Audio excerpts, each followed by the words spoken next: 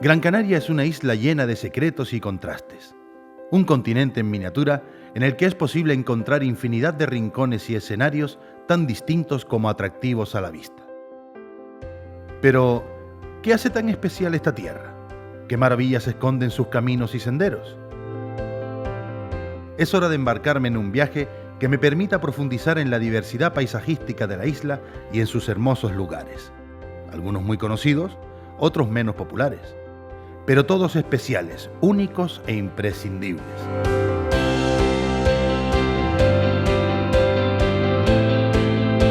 Es hora de prestar atención y conocer el interior de Gran Canaria.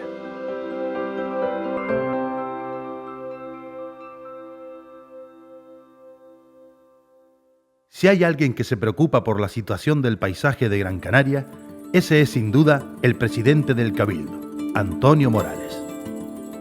El paisaje incide directamente en la calidad de vida de una comunidad. El paisaje define los valores medioambientales de un territorio, pero también la percepción que la ciudadanía tiene sobre sus valores naturales, sus valores culturales. Fundamental que pensemos de manera global en el conjunto de Gran Canaria.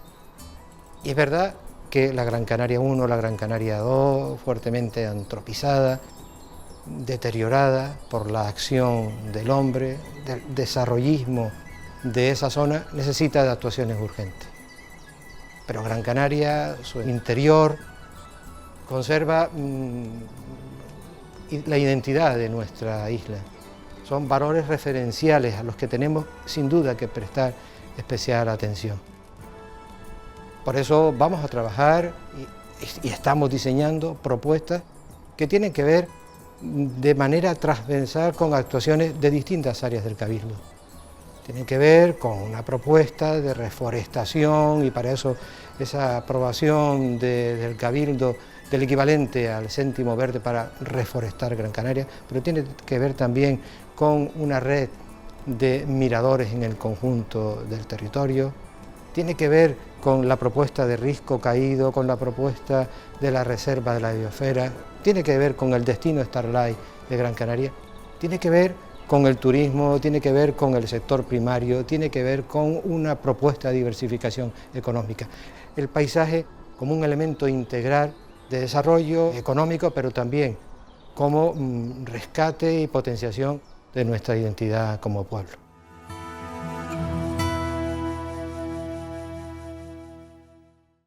Curiosamente, en esta ocasión el principio del camino es también su final y viceversa.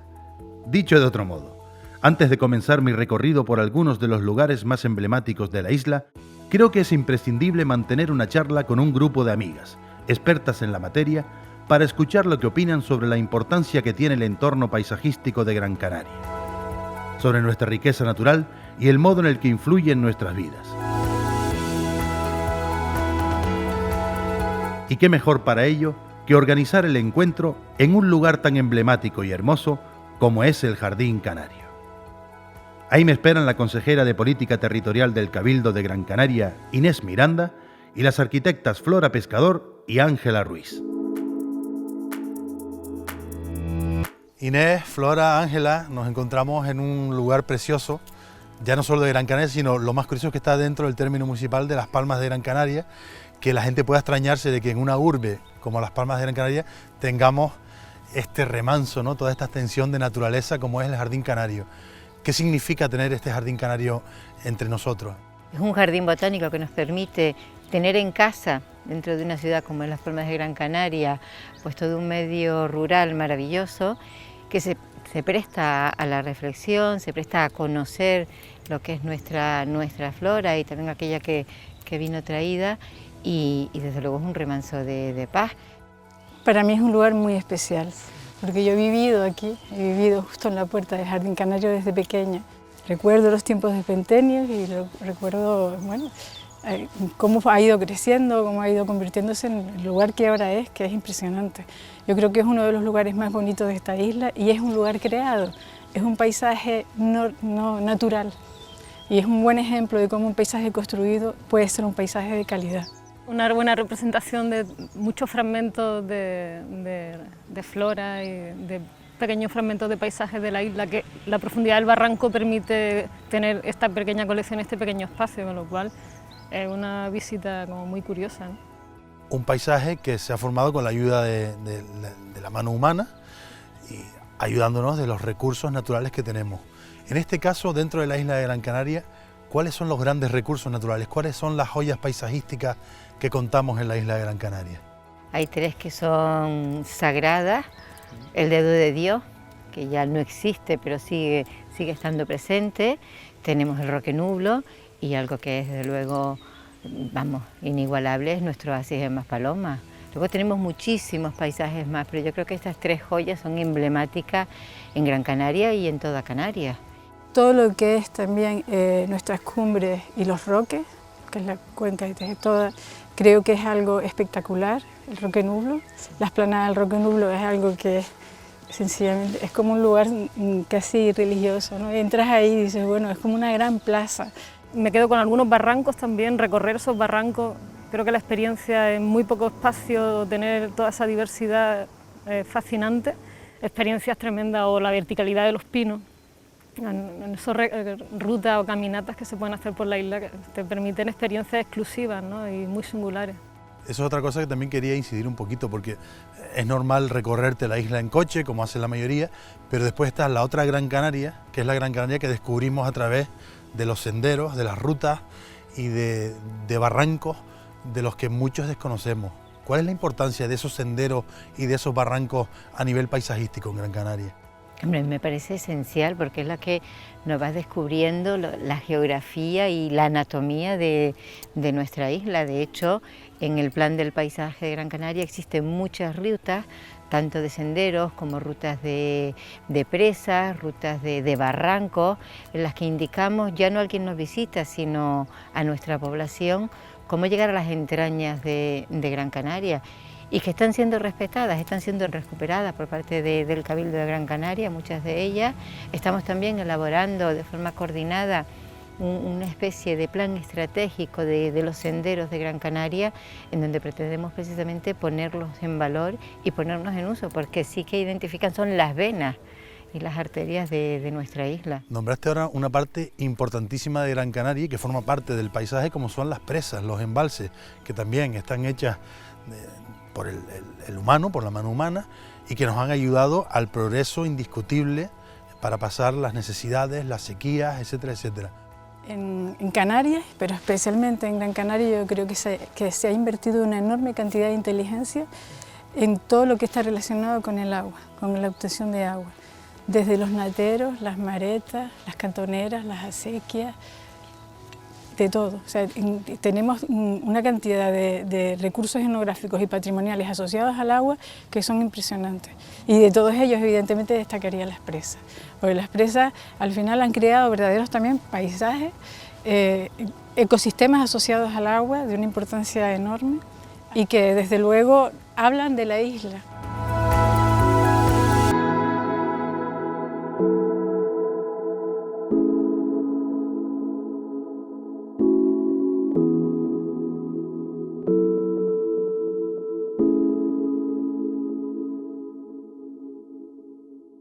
Las palabras de este gran consejo de sabias resuenan en mi cabeza y me hacen tener aún más ganas, si cabe, de comenzar mi viaje y poder admirar alguna de las maravillas paisajísticas que nos regala esta tierra. Un auténtico lujo del que no siempre somos conscientes.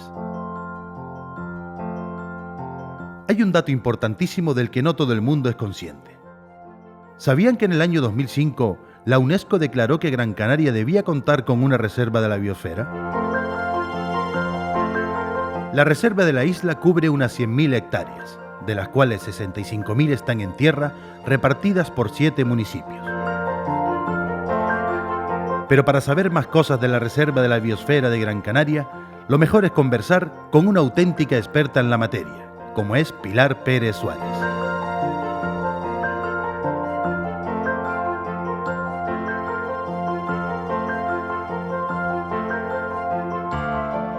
Te estoy viendo la camisa, bueno, amigos de la biosfera. Sí. ¿Qué importancia tiene una reserva de la biosfera?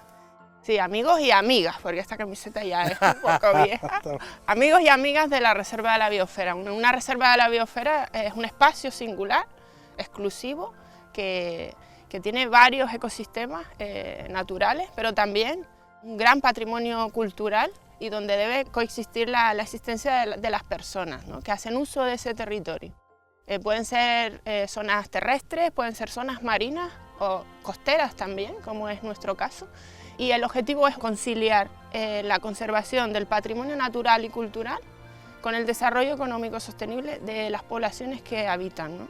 ¿Y cuál es, por ejemplo, esa diferencia que me acabas de decir tú entre una reserva de la biosfera y un espacio natural protegido? Precisamente las reservas de la biosfera surgen en una época de finales de los 60, principios de los 70, en los que hay un conflicto social, conflictos respecto al medio ambiente y un cambio de paradigma. Y la pregunta que se planteaban es cómo logramos conciliar esto que estamos hablando, ¿no?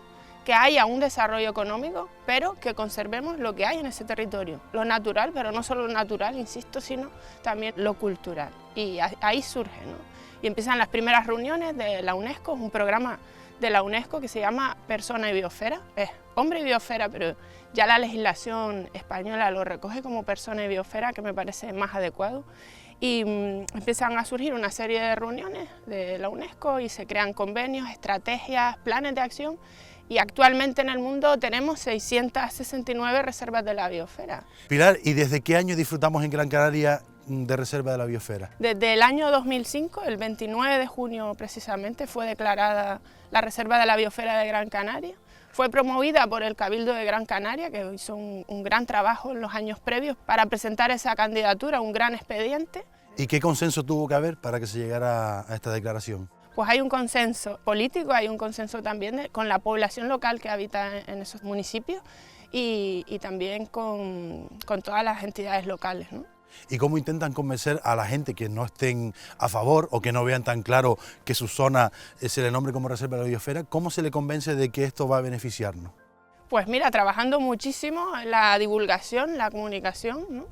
Y un trato que sea cercano y desvinculándolo de un espacio natural protegido en sentido estricto. Y el que sea más negativo en este sentido, ¿qué es lo que suelen argumentar? Es decir, alguien que dice, no, es que a mí esto no me va a traer nada bueno, ¿cuáles son los argumentos de esa gente? Precisamente es la confusión con otros espacios naturales protegidos y también pues que se creyó, ¿no?, que la Reserva de la Biosfera era pues algo que iba a cambiar radicalmente y es un reto, ¿no? Ya lo decían los primeros estatutos, los primeros planes de acción, decían pues para que una Reserva de la Biosfera sea eficaz deben haber un trabajo conjunto, ¿no? Un trabajo conjunto de la población local, de las administraciones locales, de los políticos, de los especialistas en ciencias naturales, en ciencias sociales y precisamente ese es el reto, que haya un trabajo conjunto y se respire y se integre la Reserva de la Biosfera como lo que realmente es. ¿Cuáles serían los grandes logros como Reserva de la Biosfera en estos 13 años?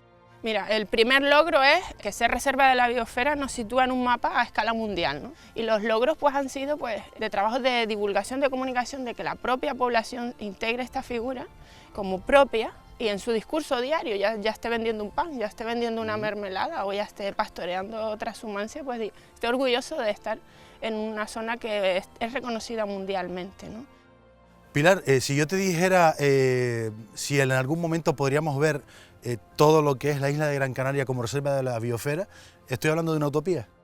Hombre, yo siempre digo que primero empezar por lo que tenemos, ¿no?, y hacerlo bien, lo que tenemos, llevarlo a cabo bien, pero no es ninguna utopía. Realmente una reserva de la biosfera cuando nace lo que pretende es cada vez lograr más espacio, eso es teóricamente lo que pretende una reserva de la biosfera. Y en Gran Canaria tenemos zonas que perfectamente podríamos casi que incluir ya, como puede ser Temisas en Santa Lucía de Tirajana o el Valle de Agaete, ¿no? Pero tenemos esperanza, ¿no? Vamos a ampliar poco a poco, seguro que con años de trabajo podremos hacerlo.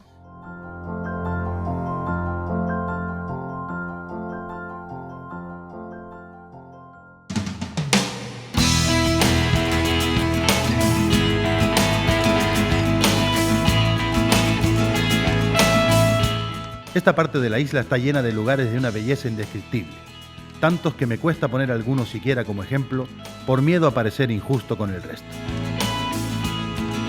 Finalmente me decido a quedar con mi primer invitado, Eugenio Reyes, en la finca de Osorio, un privilegiado lugar desde donde poder charlar sobre todo tipo de cuestiones paisajísticas. Cuéntanos. Bueno, estamos en, yo creo que la joya del norte de la isla, ¿no? Que es nuestro sagrado Osorio, como suelo decir, ¿no?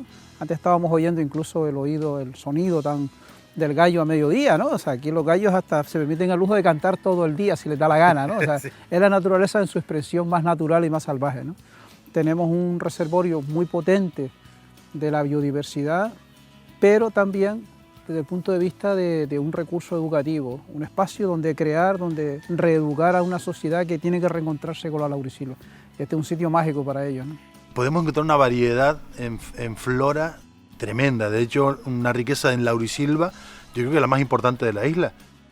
Sí, bueno, con respecto a los tilos de molla. A los tilos de molla, o sea, tenemos en la laurisilva tenemos tres recursos fundamentales. El salvaje, que son los tilos de molla, barranco oscuro, o sea, que son esos espacios donde procuramos no meter demasiada población, porque claro, el impacto, ¿no? Esos pequeños brinzales que están creciendo en invierno y que podemos pisar, esos pajarillos, esas aves que necesitan tener su relación con sus hijos, su pareja, sus huevos, y que les molestamos. Entonces tenemos esas zonas como muy especiales, son los tilos de molla, azuaje y barranco oscuro, y luego Osorio como ese espacio en el que podemos empezar a introducirnos sin dañar, porque hay una combinación de elementos naturales y elementos tradicionales, que también es importante. Tenemos una historia, unos endemismos también culturales asociados al manejo de suelo, a buenas prácticas agrícolas, a la soberanía alimentaria. Ese espacio intermedio es lo que es Osorio, ¿no? O sea, es la puerta de la esperanza. Podemos decir que entonces estamos en uno de los tesoros de la isla de Gran Canaria. Creo que no solo un tesoro, sino un cofre de tesoro. Un cofre en el sentido de que atesora muchísimos microtesoros que cada uno es una joya en sí mismo que hay que explorar. Hay que abrir el cofre y ver toda la riqueza que tiene de joyas, ¿no? Y además emblemático en su laurisilva, ¿no? O sea, probablemente si queremos entender el corazón del norte de Gran Canaria, porque la tensión, el tono, la frecuencia que tiene ese espacio, la frecuencia, podemos decir hasta cardíaca que tiene el territorio, cómo vibra, probablemente sea de esos espacios donde se siente otra frecuencia, ¿no?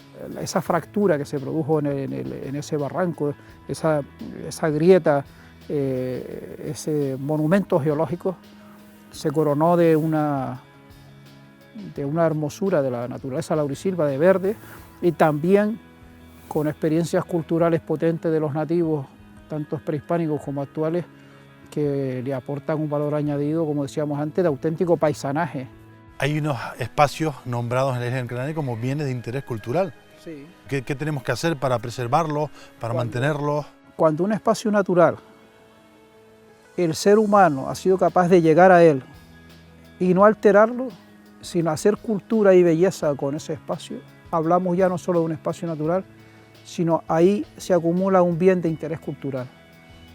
Esa es yo creo que es una de las grandes riquezas que tiene Canarias. No solo tiene Gran Canaria, o sea, no tiene solo en su paisaje un recurso natural, sino esos lugares donde se han hecho buenas prácticas, donde los aborígenes eran capaces de vivir y vivir en armonía con la naturaleza, los yacimientos arqueológicos, las buenas prácticas de los vecinos, le dan un plus especial por nuestra propia idiosincrasia, nuestra sensibilidad con el paisaje. Por eso yo digo que los bienes de interés cultural no solo son paisajes, son también paisanaje, que es algo que ocurre solo cuando estás allí. O sea, que tú nos aconsejas, no solo ya a los Gran Canarios, sino a todos los que visiten Gran Canaria, en concreto la finca de Osorio, que vivamos y convivamos con el entorno y lo sintamos. Claro, dar ese salto de paisaje a paisanaje, a convertirnos en actores del paisaje, tienes que hacerlo desde un bien cultural activo sostenible. Y ese es el reto probablemente que tengamos, el uso del paisaje como paisanaje sostenible.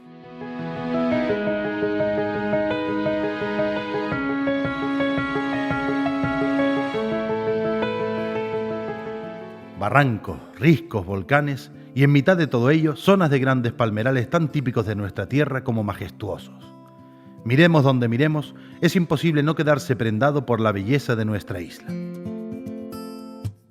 Cada rincón esconde una historia, y si hay alguien que las conoce casi todas, es el ecologista y escritor Álvaro Monzón, mi acompañante en este segundo tramo del camino.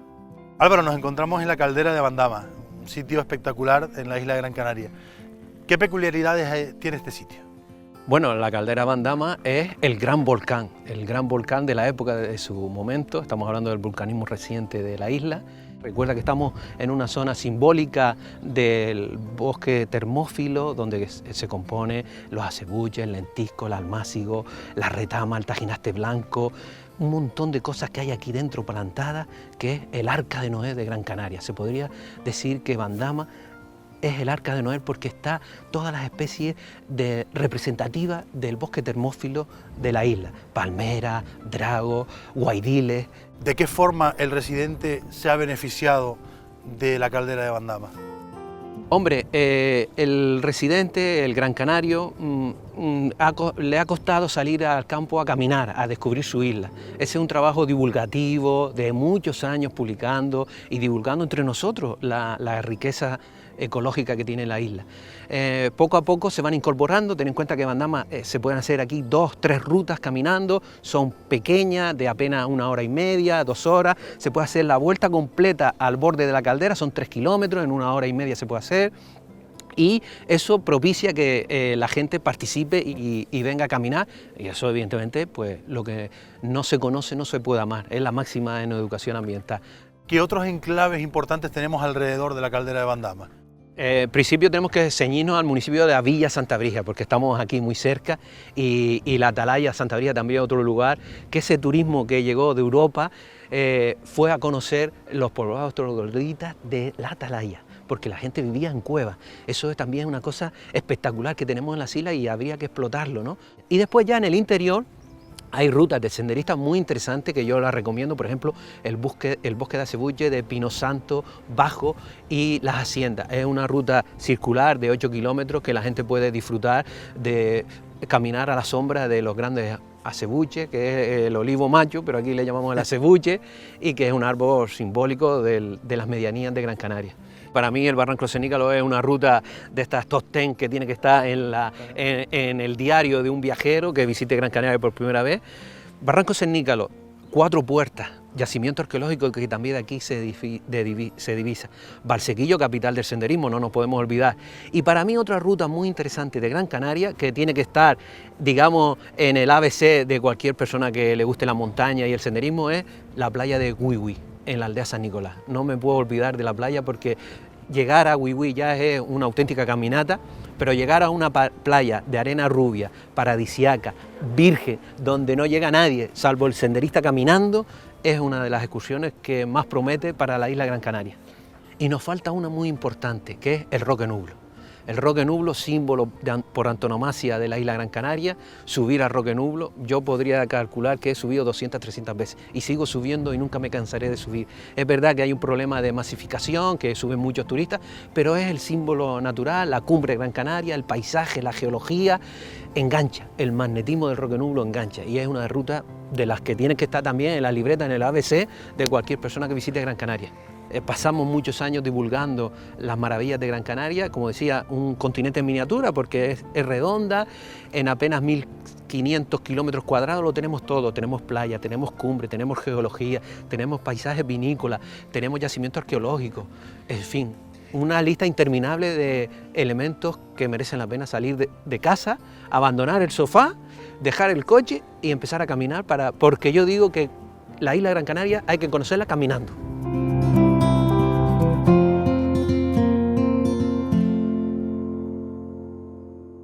Estamos comprobando que Gran Canaria es una isla de contrastes y entre esos contrastes encontramos la fortaleza, uno de los más importantes yacimientos arqueológicos de la isla. Es un buen lugar desde el que hablar con mi siguiente invitado, José de León. Pepe, para que nos hagamos una idea, dinos en qué lugar nos encontramos exactamente. Bueno, nos encontramos en el gran barranco de Tirajana, que es una de las cuencas más importantes de la isla, y en la parte de arriba que se abre en lo que es la caldera de Tirajana, ¿no? Y enfrente lo que tenemos son pues unos enormes roques, ¿no? Que es lo que se denomina la fortaleza grande y fortaleza chica, que fue un reducto de la población aborigen. Aparte de un lugar de hábitat y un santuario, pues también fue un lugar donde se produjeron los últimos episodios de la conquista junto con el Ventaiga, ¿no? ¿Y cuál sería la forma de vida habitual de los aborígenes gran canarios en esta fortaleza? Bueno, en Gran Canaria habían muchos modelos de hábitat, ¿no? Están las zonas costeras como Galdar, como Telde, que eran los grandes poblados de superficie, donde estaba concentrada gran parte de la población, pero en las zonas del interior o de medianía, sobre todo esta parte de aquí, de Guayadeque, Agüime, Temisa y Tirajana, pues vivían asociados fundamentalmente a cuevas, ¿no? Aunque en el caso de la fortaleza, un descubrimiento muy importante es que, como un pequeño Machu Picchu, al lado de lo que es el promontorio rocoso, donde hay casi todos los elementos arqueológicos, está apareciendo el poblado de casas, ¿no? Sin embargo, Temisa, o luego ya la zona de Tunte arriba, el gran poblado de Rosiana, son poblados de cuevas artificiales excavadas con pasadizos, con graneros, cuevas pintadas, cuevas de enterramiento. Quizá la fortaleza sea de los yacimientos más completos de la isla, ¿no? Hay otros yacimientos y emplazamientos arqueológicos importantes, por ejemplo, de esta zona, aquí cerquita, como es el Barranco de Guayadeque. Sí, el Barranco de Guayadeque en sí mismo es un elemento propio, casi cultural, ¿no? Es un elemento muy característico de esta isla, de la conexión costa-cumbre, y ahí se asienta una población muy importante, ¿no? En cuevas muchas, en las tierras, es decir, hay en las cuevas del Cabildo, la cueva del Canario, son todos poblados con graneros y también hay enterramientos. Y Guayadeque fue un lugar que abrió un poco, fue pionero en la arqueología canaria ya del siglo XIX, ¿no? Hay una cita muy bonita de Chili Naranjo, cuando va en un burrito por el barranco para arriba, cuando no era un barranco, era un río, y va preguntando por los ensurronados, ¿no? Entonces se encuentra un viejito debajo de una higuera y le dice, mire, ¿usted sabe los ensurronados, que eran las momias? Y entonces el viejo le relata que todas las cuevas estaban llenas de ensurronados, que hay algunas donde hay hasta 20 ensurronados puestos de pie, que todavía se le ve las trenzas a las mujeres, que cogían las vasijas ellas para utilizarlas, y todo eso fue mediados del siglo XIX. Ese era el patrimonio que teníamos en esta isla hasta hace poquito. Y eso te iba a preguntar, ¿cómo podemos nosotros ser partícipes o cómo podemos hacer que el avance inevitable, porque todo va avanzando y todo va progresando, esté en comunión con lo que es la conservación de parajes como este? Es complejo, ¿no? Yo fui uno de los que creó la unidad de patrimonio histórico en los Cabildos en el año 92, cuando se transfieren las competencias. Y yo recuerdo los primeros años cuando en una carretera, en una autopista, una obra aparecía algo, se montaba un pollo tremendo, ¿no?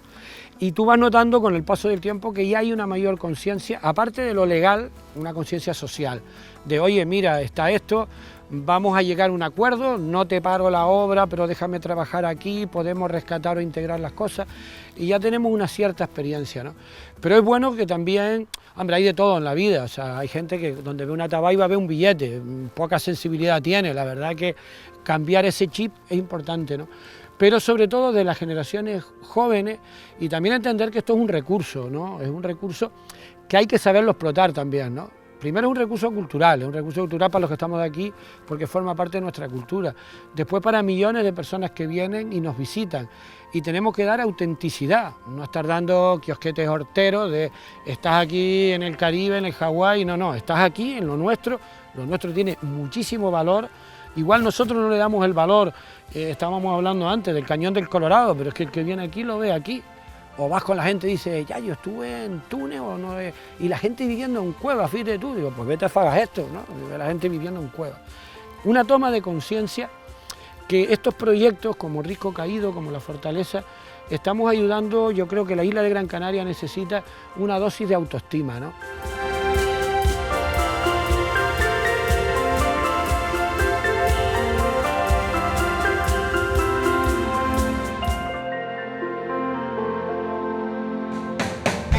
Qué importante y hermoso es el litoral de Gran Canaria. Pero aunque no me canse nunca de verlo, mi objetivo en este viaje es distinto. Persigo otros paisajes diferentes que merecen también toda nuestra atención. Continúo mi viaje hasta llegar a la presa de Ayagaures, y donde me espera un gran amante y conocedor de la naturaleza en su sentido más amplio, el periodista Yuri Millares. Yuri, nos encontramos en un sitio maravilloso. Explíquenos dónde estamos. Pues mira, estamos en el interior del sur de Gran Canaria, entre dos presas espectaculares. La de arriba, la Gambuesa, está llena, 1.300.000 metros cúbicos de agua, y de abajo, sin llenar, hay Ayagaures, que puede llegar a albergar 1.800.000 metros cúbicos. Estamos hablando en este caso de la Gambuesa con un lleno absoluto, 1.300.000 metros cúbicos. ¿De cuánto tiempo de reserva de agua podemos hablar para nuestros agricultores? Pues esto parece que no, pero se gasta rápido, pero bueno, 1 año, 2 años en la zona puede que hasta que llegue o no llegue otra vez un año bueno en lluvias. Y qué maravilla el fenómeno de las presas, de los embalses en Gran Canaria, ¿no? Sí, tenemos un récord curioso porque una isla que tiene 1.500 kilómetros cuadrados, tenemos 167 presas, de las cuales unas 69 son grandes presas, tienen embalses, tienen las paredes, los diques, superan, en teoría, los 15 metros ya es un gran embalse. Aquí superamos los 30 metros en 67 embalses, ¿no? Qué barbaridad. Es una pasada, ¿no? Tengo entendido que es la mayor densidad de presas del mundo. Sí, eso también... Con respecto al espacio total. En ese territorio que tenemos, una isla con estas dimensiones, que haya 167 presas, es algo exagerado, ¿no? ¿Y quién tuvo esa bendita visión de vamos a construir presas, embalses, para por si acaso? Por si acaso, que hacían falta, ¿no? Cuando empezó Gran Canaria a exportar plátanos y tomates a finales del siglo XIX, veían que el agua no caía solo del cielo, había que tener almacenada, ¿no? Y en el año 1910 en Aruca se construyó la primera presa, la presa de Pinto. Y de ahí en adelante ven a construir y construir y construir hasta los años 70-80 que se construyeron las últimas, ¿no? Es un barranco, al lado tenemos justo una gran cuenca como es Tirajana, ¿no? Que es un territorio con un paisaje espectacular, ¿no? La amplitud de ese valle, de ese barranco y las altas paredes que lo bordean, ¿no? Es algo grandioso, geología y grandioso para ver y disfrutar, ¿no? ¿Qué otra parte me tendrías que destacar de esta zona o que esté cerca? Bueno, la zona esta interior tiene una serie de montañas abruptas, grandes, altas, macizos, Inagua, Ojeda, Tauro, ¿no? Que son muy llamativos. Y por ejemplo, en el macizo de Tauro, para llegar arriba a la montaña de Tauro, que son unos 1.214 metros de altitud, hay un sendero muy bonito. Hay que tener un poquito, no mucho, pero un poquito de preparación, una dificultad media, ¿no? Y subir desde la presa del Salto del Perro, hay un senderito que sube hasta la punta de arriba y tiene unas vistas, unos paisajes, una atalaya que se ve presas de la zona, la presa del Mulato, los otros macizos de la zona central. Y allí además hay un atractivo que es un yacimiento aborigen, hay un almogarén allá arriba. Eso nos encontramos a tan solo unos 10, 12 minutos del núcleo turístico por excelencia de Gran Canaria, como es San Bartolomé Tirajana y el núcleo de Playa del Inglés y Maspalomas. Sí, sí. Aquí mucha playa, mucho sol, pero todo no va a ser eso, ¿no? El paisaje, yo creo que el que viene a Gran Canaria de turismo no solo quiere estar en la playa cogiendo el sol, también querrá ver un paisaje que le atraiga, que por el que pasear, por el que disfrutar, por el que recorrerlo, que hacer senderos. ¿Sabemos exportarlo? Cada vez lo hacemos, supongo que mejor, ¿no? Porque cada vez vienen más por más cosas, no solo por sol y playa, ¿no? Antes venía la gente sol y playa, y de ahí no salían, ¿no? Se tostaban todos y de vuelta para casa todos coloraditos, ¿no? Pero no, cada vez se viene más la gente a ver la gastronomía, a ver los paisajes, a hacer senderismo, ciclismo. ¿Sabemos los Gran Canarios lo que tenemos, Yuri? Pues yo creo que muchos no lo saben. Deberían quizás informarse más, o que los que nos dedicamos a informar divulguemos más y mejor nuestras excelencias, ¿no? Pero es cierto que muchos canarios de esta isla salen de su casa en la ciudad y van a la playa, pero se olvidan a veces de que hacia adentro hay mucho por conocer. Hay que convencer a la gente, informarles de que tenemos otro paraíso. Claro, yo creo que es porque no lo saben muchas veces, porque si llegan aquí y ven esto, dirán, aquí tengo que volver, ¿no? Uno piensa que es lo lógico, porque si disfrutas de un paisaje, ¿cómo no vas a querer volver, ¿no?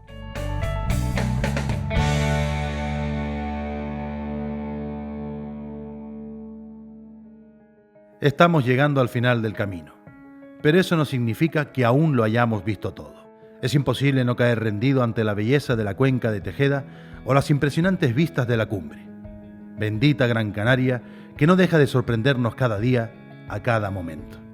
He dado la vuelta a la isla hasta llegar, junto a José González, a un lugar por el que admito que siento especial predilección, el Roque Ventaiga.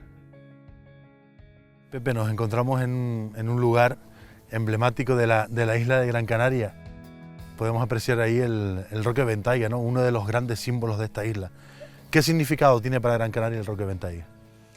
Podemos decir que el Ventaiga tiene una cantidad de significados que se concentran en una de las imágenes más representativas del paisaje cultural, de un paisaje que arranca con la ocupación de los primeros pobladores de la isla que dan significado arqueológico al Ventaiga, de un paisaje histórico de almendreros que visten sus laderas de blanco en el mes de febrero y de un paisaje contemporáneo que lo convierte hoy en estampa turística para el centro de la isla y de todos los turistas que recorren nuestras carreteras de interior.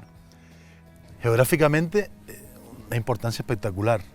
Geográficamente, el Ventaiga es un testigo del gran edificio geológico que construyó esta parte de la isla y que en un momento concreto explotó y dejó este testigo elevado de lo que fue la gran meseta elevada del centro de Gran Canaria, y el Ventaiga tendría en el centro de la barriga de la cuenca de Tejeda a significar un elemento elevado de esa historia geológica que arrancó hace como 14 millones de años en Gran Canaria. Ayer, como quien dice, ¿no? Antenoche.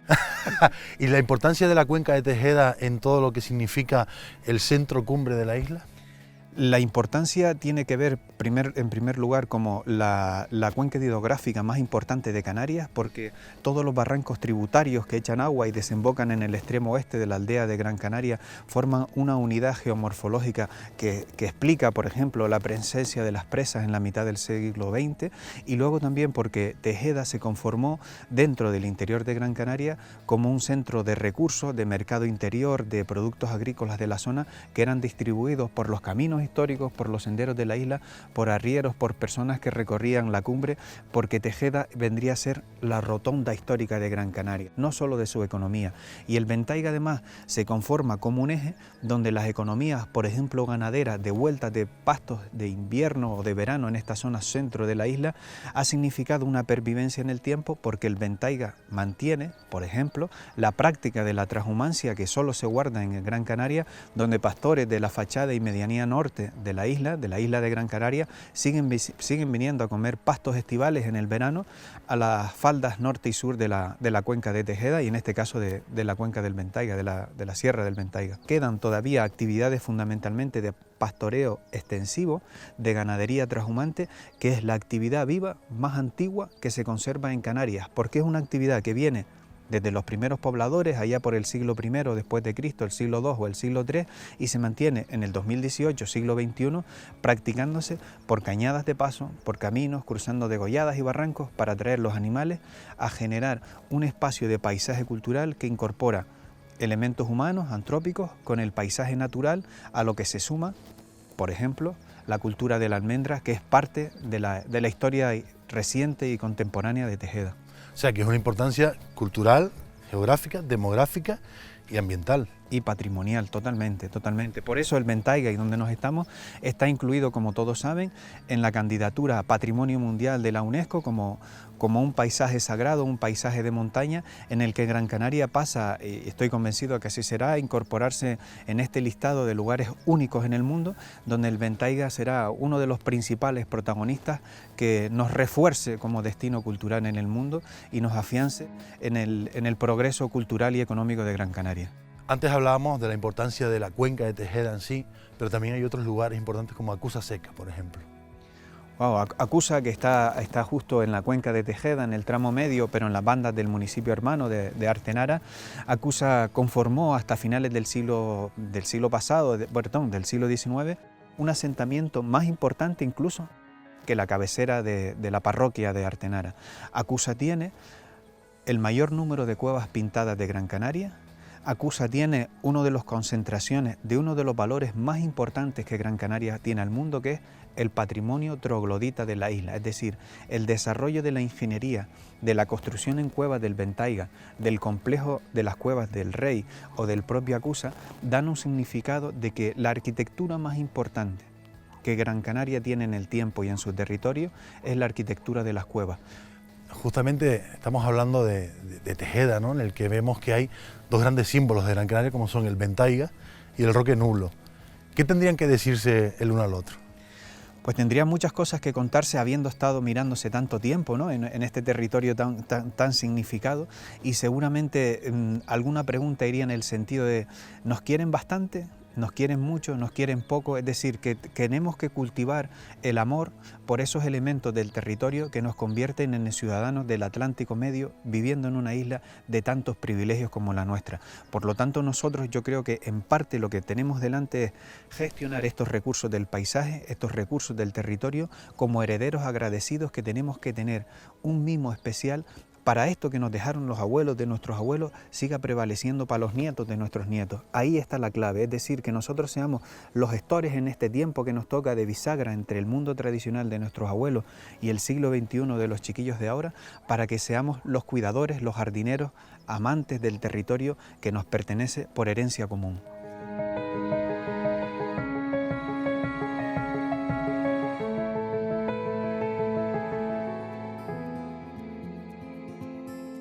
Es hora de regresar al lugar en el que comenzamos esta andadura para reencontrarme con las personas que me ofrecieron las claves con las que afrontar el recorrido y poder extraer juntos algunas conclusiones.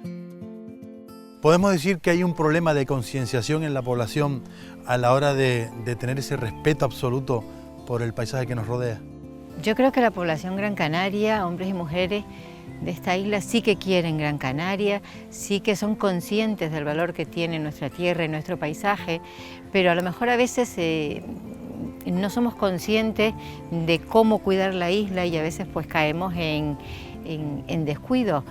Y yo creo que lo que hay que aplicar es esa cultura que aplicamos para nuestra propia casa y la cultura de la no violencia con Gran Canaria, la no violencia con el paisaje, que se traduce en cuidarlo, en respetarlo, en conocerlo y en mimarlo, que además es bien sencillo.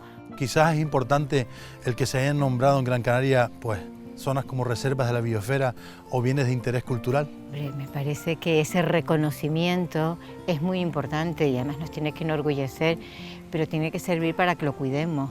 Porque todos los BIC que podamos tener o la reserva de la biosfera o este trabajo importante que estamos haciendo para el reconocimiento de risco caído y espacios sagrados de montaña, significa no solo el trabajo de reconocimiento que se está haciendo y se ha hecho anteriormente una labor muy dura, pero luego es el mantenerlo. Lo importante no es llegar, lo importante es poder mantener todo eso. Y yo estoy convencida de que nuestra población es bastante consciente de ello y que además lo valora. Y tiene que hacer que quienes nos visitan pues también se enamoren de nuestra isla, que también la quieran y la cuiden, que es la mejor manera de demostrar que se la quiere. Si tú no quieres algo, rara vez lo vas a cuidar también, entonces es una concatenación de cosas. Entonces, yo creo que la esencia del paisaje está en esas relaciones al final. Entonces las relaciones, nosotros lo dijiste Flora al principio, somos parte activa del paisaje, la observación tiene que ser activa, todos tenemos que ser al final muy conscientes, divulgar, formar. Pero no solo formar en colegios, formar buenos técnicos también, que hagan buenos trabajos, que se tomen buenas decisiones, que se haga todo adecuado y fomentar mucho las relaciones equilibradas, porque al final el paisaje que está siempre en continua evolución, que es siempre algo que está como inacabado, está por hacer, está siempre en medio de hacer, toda intervención debe generar una alteración, pero que tienda luego al final al equilibrio. Creo que eso siempre habría que cuidarlo, ¿no? Yo sé que la gente ama Gran Canaria. Los gran canarios sí sentimos mucha atracción, especialmente por nuestros iconos, por todos estos iconos de los que hemos hablado, del paisaje natural. Quizás donde tendríamos que hacer que la gente ame Gran Canaria es en el paisaje cotidiano. El paisaje este que tenemos de cada día, donde convivimos y donde se pueden ver con mayor facilidad las muestras de insolidaridad y de falta de coherencia, de falta de criterios de paisaje e incluso a lo mejor de falta de formación, que yo creo que por ahí queda un camino que hacer y que seguramente sucederá algo algún día, porque hemos visto buenísimos ejemplos, ¿no? Tejeda, entre los pueblos más bonitos de España. Y ves cómo la gente se siente orgullosa de estar ahí, pone una macetita o pone una tal, y ves cómo de repente se produce una sinergia entre todos y todo el mundo quiere participar de poner bello el sitio. Esto puede pasar en cualquier lugar y vemos, de hecho, cómo se han hecho recuperaciones históricas de muchos centros históricos, porque el paisaje no solo son el Roque Nublo, también son los centros históricos de las ciudades y se han hecho cosas maravillosas. Se han peatonalizado muchos centros, están casi todos los centros históricos de la isla, de las ciudades de las islas, en unas condiciones que yo me quedo asombrada de cómo se han mejorado. Esto puede pasar a todos los niveles, ¿por qué no? y la gente se siente, inmediatamente entiende que aquello está bien, ¿no? Y yo creo que esto es algo que pasará, este es mi sueño. En esto reside la belleza de Gran Canaria. Hemos paseado por la mayoría de su territorio, visitado algunos de sus lugares más hermosos, recorrido numerosos senderos y aún así apenas estamos arañando la superficie de todo cuanto tiene la isla por ofrecer. Nos encontremos donde nos encontremos, miremos donde miremos, estamos rodeados por unos paisajes de una belleza sin parangón. Todos los escenarios que podamos imaginarnos están aquí, a nuestro alrededor, esperando a que los descubramos, o los redescubramos, o que los visitemos con una sonrisa en el rostro, conscientes de lo afortunados que somos por vivir aquí. Así es Gran Canaria, así es su interior, su corazón, uno que no deja de latir, de crecer, evolucionar y sorprendernos siempre.